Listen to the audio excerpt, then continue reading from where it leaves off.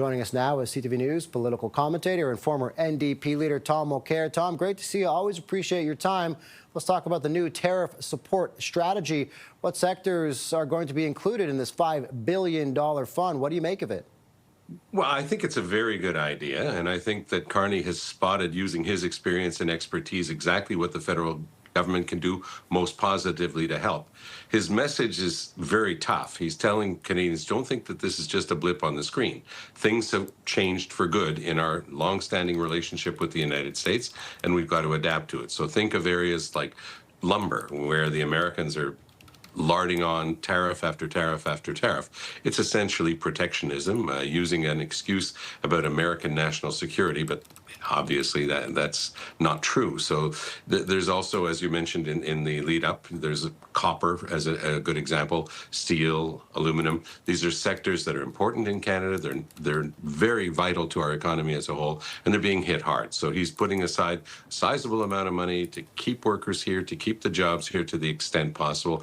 This is positive. And by the way, I think that one of the best things in it, and it's been a long time coming, is finally faced with the Americans who have for years had an America First buying policy for all government purchases. Well, we're going to be finally doing the same thing. So overall, that part of today's announcements is very positive.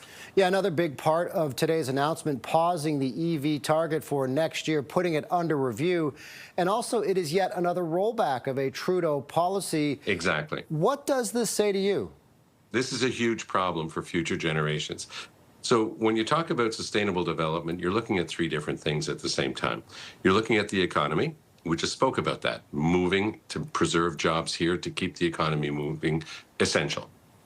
But you've also got to look at the social side of things, meaning the job side, what kind of society we're leaving to our children and our grandchildren, and what kind of environment we're leaving to them. And we're leaving a huge debt right now. It's an economic debt largely, but there's also going to be an environmental debt.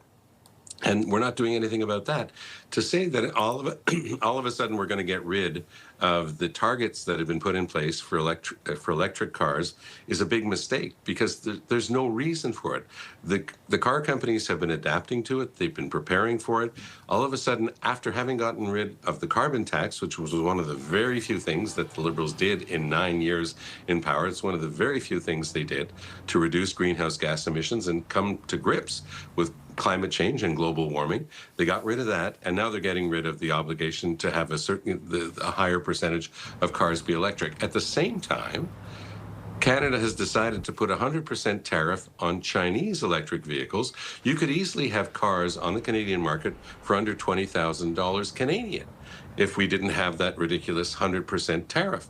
It doesn't make any sense. It was never discussed. It was never debated. We were just putting ourselves in lockstep with the Americans. So to the extent that all this is about the fact that the Americans don't care whether we're in lockstep with them, they've always just assumed that every country close to it is going to have the same foreign policy, the same trade policy, until they turn around and start attacking us.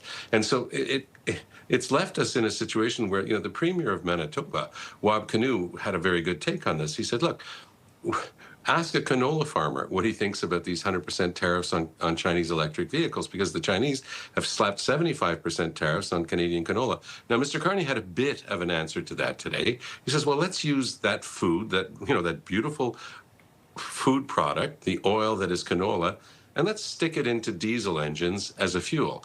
Well, this just in terms of sustainable development, using food as a fuel isn't a great idea on a planet where there's not enough food for everyone. And at the same time, it's so short-sighted because there's no plan around it. It's just an announcement of a few $100 million to theoretically turn the canola into diesel fuel and use it in engines. But long-term, it doesn't do anything.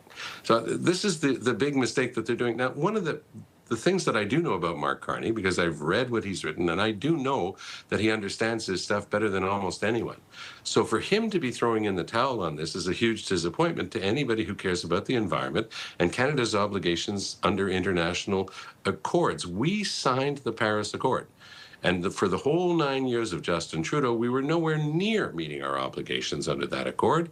And now we're dropping even the very few things that Trudeau had managed to put in place.